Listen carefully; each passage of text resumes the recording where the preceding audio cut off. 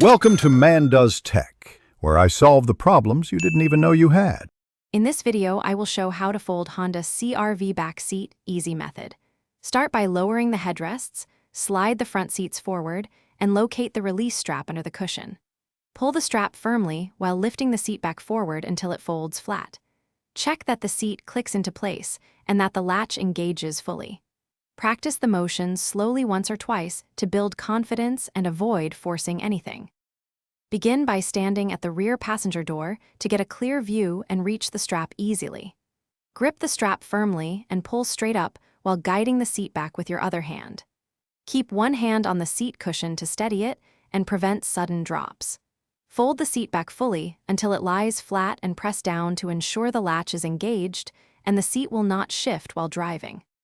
If the seat resists, pause and inspect for stowaway items like child seats, toys, or straps that block movement. Avoid forcing the mechanism with excessive strength. A steady, even pull usually releases the latch. If a latch seems jammed, try moving the front seat slightly to release pressure on the mechanism.